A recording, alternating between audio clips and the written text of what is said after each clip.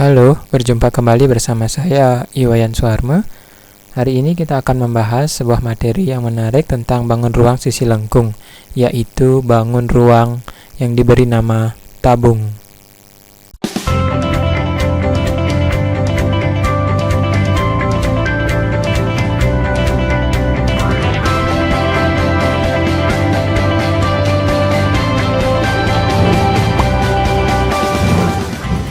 Sekarang coba perhatikan gambar ini. Mungkin benda ini ada di dapur kalian ya. Ini adalah gambar sebuah tabung gas LPG 3 kg yang berwarna hijau ini. Nah, kira-kira menurut kalian kenapa benda ini mengandung namanya itu ada unsur tabungnya ya? Kemudian coba perhatikan juga benda-benda ini. Ada gelas, kemudian ada ember, ada botol kaleng minuman, kemudian ada pipa ya. Semua benda ini merupakan contoh dari bentuk-bentuk tabung atau yang menyerupai tabung dalam kehidupan sehari-hari. Jadi, sebenarnya apakah bangun tabung itu? Jadi, menurut definisinya, bangun ruang tabung itu adalah bangun ruang sisi lengkung yang dibentuk oleh dua buah lingkaran identik yang sejajar dan sebuah persegi panjang yang mengelilingi kedua lingkaran tersebut. Tabung memiliki tiga sisi, yakni dua sisi datar dan satu sisi lengkung. Jadi kalau kalian lihat di sini tabung itu ada tiga bagiannya, ya, dua sisi datar yaitu di atas atau ditutupnya ini, kemudian di alasnya yang berwarna kuning. Jadi baik sisi atas maupun sisi bawah ini itu berbentuk lingkaran. Kemudian ada satu sisi lengkung yang seringkali disebut sebagai selimut tabung. Nah, ini adalah bagian-bagian utama dari sebuah tabung. Jadi ada tutupnya yang berbentuk lingkaran, kemudian ada selimut tabung yang berbentuk seperti persegi panjang, kemudian ada alas tabung. Jika ketiga bagian ini dirangkai menjadi sebuah bangun ruang, maka menjadi sebuah tabung. Dengan ini ada diameter tabungnya, jadi jarak antara dari tepi sini sampai tepi sini.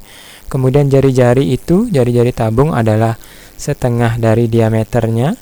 Kemudian ada tinggi tabung yang merupakan jarak antara sisi alas dan sisi atas dari tabung tersebut. Kalau kita lihat ini sebuah tabung ya yang terdiri dari dua lingkaran. Kalau kita lihat ini lingkaran pertama itu di alas tabungnya dengan jari-jari R1, kemudian lingkaran atasnya atau sering disebut sebagai tutup tabung ini memiliki jari-jari R2. Kemudian daerah persegi ini itu sering disebut sebagai selimut tabung. Diingat ya, namanya selimut tabung. Kemudian jari-jari lingkaran atas dan jari-jari lingkaran bawah ini harus sama.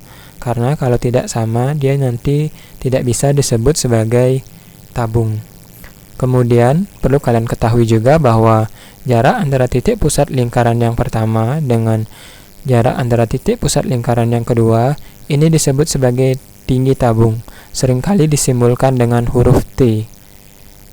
Ya, jadi jika kita misalkan mengatakan permukaan tabung, jadi permukaan tabung itu terdiri dari lingkaran atasnya, lingkaran bawahnya, kemudian selimutnya. Bagaimana? Bisa dipahami bagian-bagian dari tabung?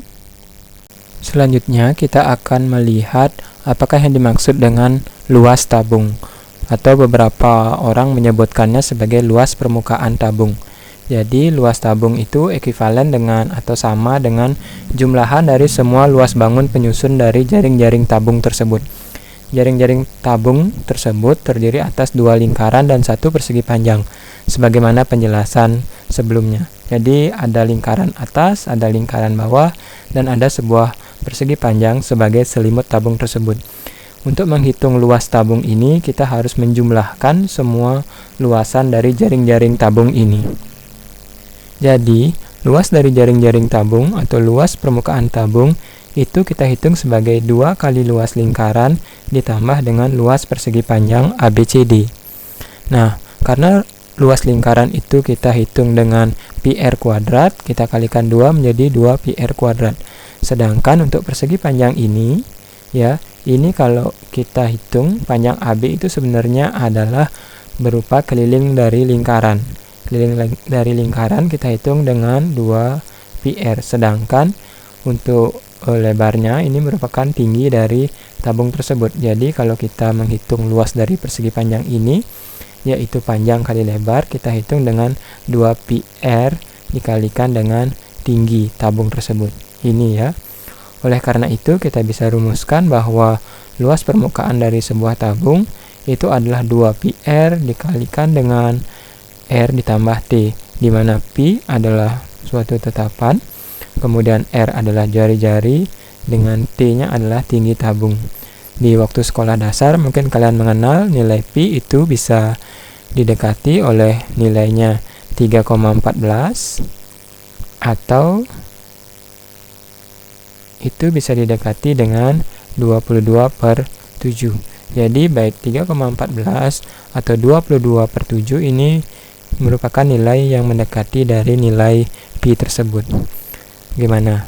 Apakah kalian sudah ingat bagaimana menghitung luas dari tabung? Jadi luas dari tabung adalah sama dengan 2 pi r dikalikan dengan r ditambah t. Ya, saya tuliskan ulang bahwa luas permukaan tabung itu adalah sama dengan 2 pi kalikan dengan r, jari-jari, kemudian kita kalikan dengan jari-jari tabung ditambah dengan tingginya.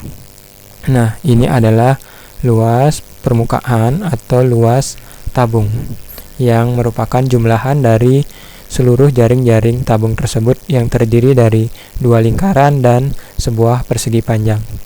Selanjutnya, kita coba lihat volume tabung. Nah, volume tabung adalah hasil perkalian dari luas alas tabung dengan tinggi tabung. Kalau kita lihat luas alas tabung ini itu adalah luas lingkaran yang berwarna merah muda ini.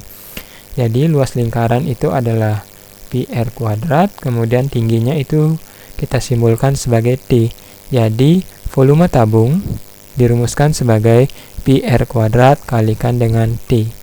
Ya, tolong diingat bahwa volume tabung simbolnya itu adalah V, merupakan perkalian dari pi, kita kalikan dengan jari-jarinya dikuadratkan, lalu kita kalikan dengan tinggi tabung tersebut. Bagaimana? Bisa memahami volume tabung? Sekarang kita akan lihat beberapa contoh bagaimana menghitung luas permukaan maupun volume dari suatu tabung. Pada contoh yang pertama ini, dapatkah kalian membantu saya untuk menghitung luas permukaan tabung di samping? Jadi ini adalah sebuah tabung yang memiliki jari-jari 3 cm. Jadi ini adalah jari-jarinya. Kemudian tingginya itu adalah sama dengan 7 cm. Nah, sekarang tolong diingat bagaimana luas permukaan dari tabung?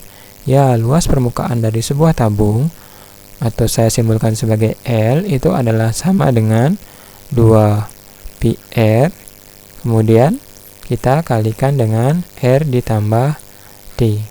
Ya, jadi ini akan sama dengan 2 pi kalikan dengan jari-jarinya. Jari-jarinya ini 3 ya. Jadi kita kalikan dengan 3, kemudian kurung buka di sini 3 ditambah tingginya. Tingginya adalah 7. Nah, sekarang ini berarti 2 pi dikalikan dengan 3 adalah 6 pi. 2 dikali 3, 6 ya. Kemudian ada pi-nya. Kemudian 3 ditambah 7 itu adalah 10. Maka luas permukaan dari tabung ini itu adalah sama dengan 60 pi. Bagaimana? Mudah bukan? Kita coba lihat sekarang contoh yang kedua. Nah, pada contoh yang kedua ini kalian diminta untuk menentukan jari-jari tabung jika diketahui luasnya. Caranya ya sama ya.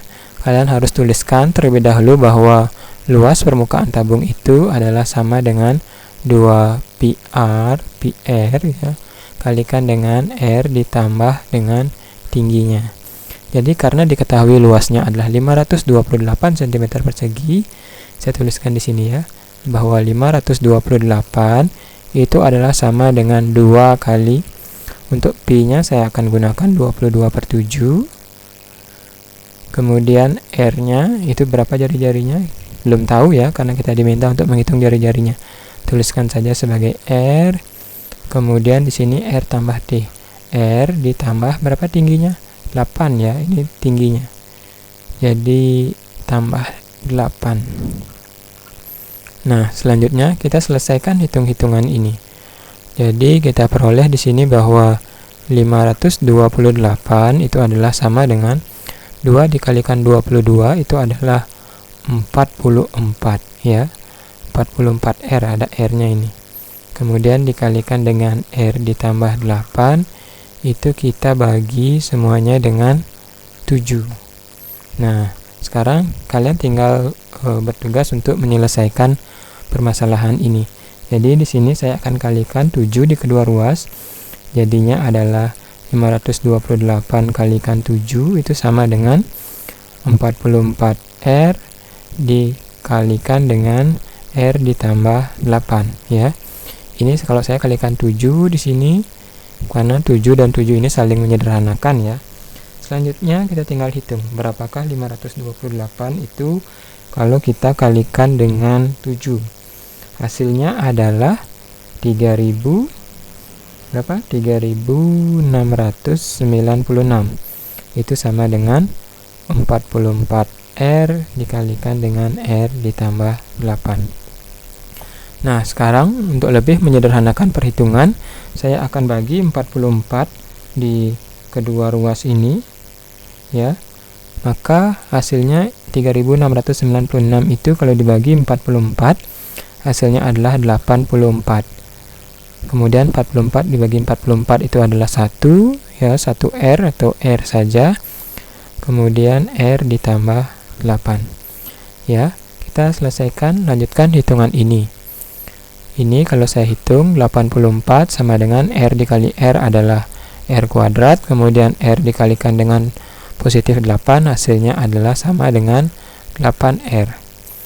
Kemudian saya akan pindahkan 84 ini ke ruas kanan. Jadi di sini habis R kuadrat ditambah 8R jadi kurang ya 84.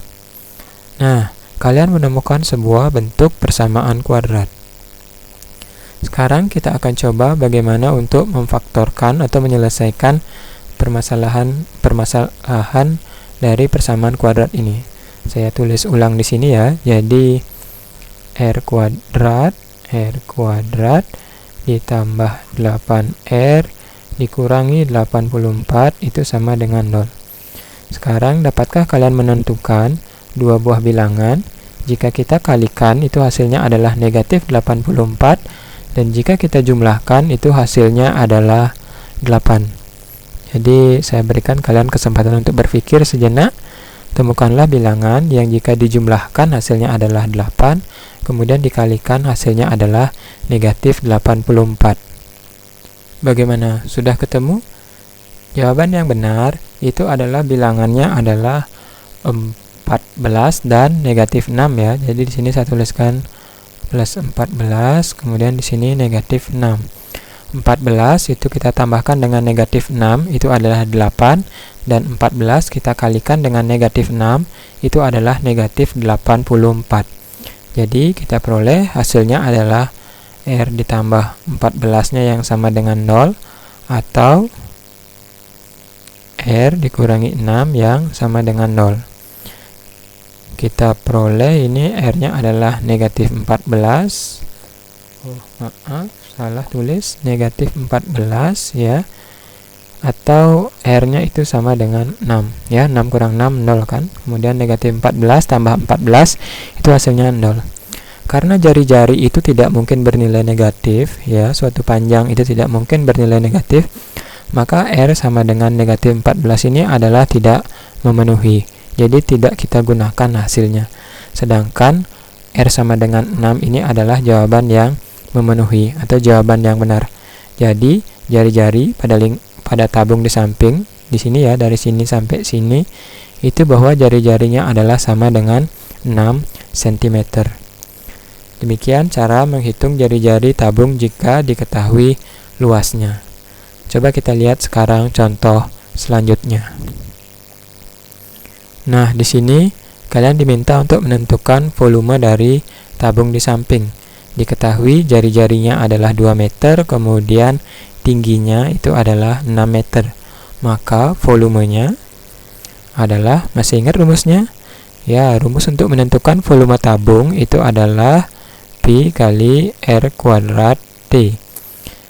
Itu akan sama dengan Pi, kita kalikan dengan jari-jarinya, jadi 2 ya jari-jarinya, 2 kuadrat kita kalikan dengan tingginya 6 ini ya.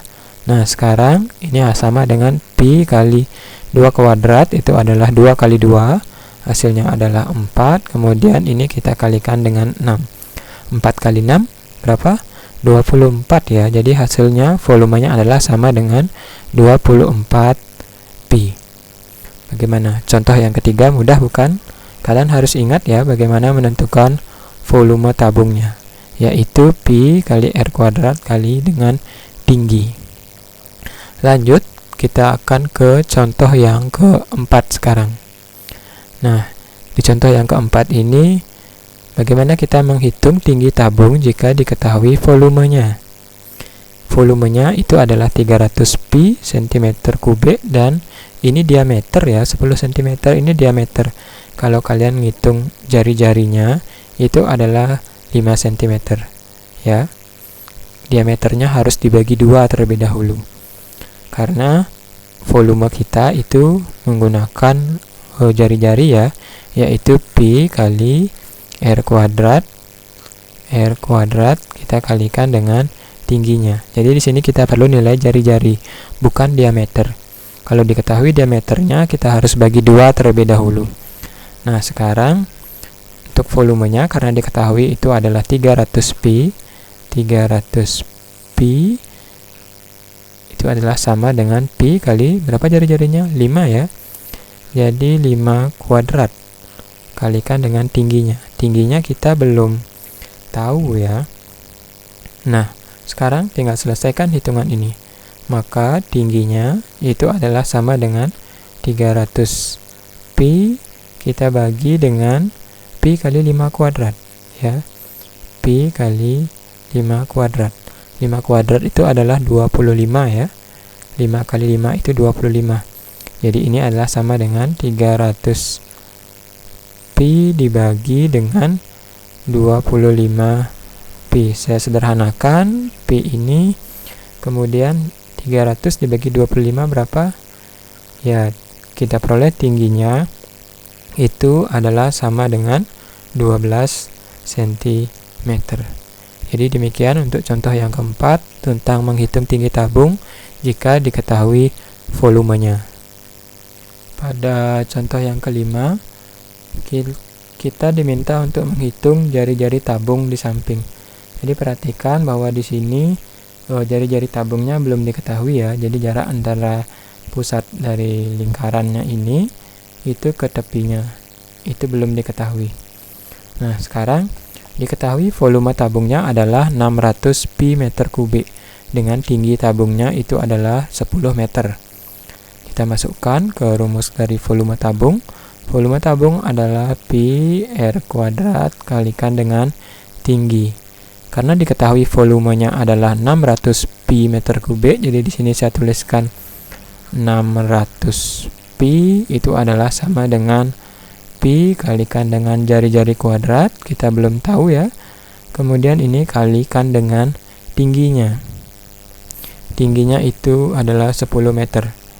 Jadi kalikan dengan 10. Nah, sekarang ini kita peroleh bahwa 600 Pi itu adalah sama dengan 10 R kuadrat Pi ya. Saya bagi Pi di kedua ruas, boleh seperti itu. Kemudian saya bisa bagi 10 di kedua ruas, ini habis. Kemudian ini ya. Maka kita peroleh bahwa 60 adalah sama dengan R kuadrat. Jadi R-nya itu adalah sama dengan akar dari 60. Ya, akar dari 60 itu adalah kita hitung sebagai akar 4 kali 15. Karena 4 kali 15 adalah 60 ya. Kemudian kita pecah bentuk akar ini menjadi akar 4 kalikan dengan akar 15. Karena akar 4 adalah 2, jadi kita bisa tulis bentuk ini sebagai 2 akar 15. Satuannya apa tadi? Meter ya. Jadi jari-jari dari tabung ini itu adalah 2 akar 15 meter. Demikianlah pembahasan kita tentang tabung, dan kita juga telah melihat beberapa contoh-contoh yang terkait dengan luas permukaan dan volume tabung. Semoga dimengerti ya. Jika ada yang kurang jelas bisa dituliskan di kolom komentar. Selamat belajar.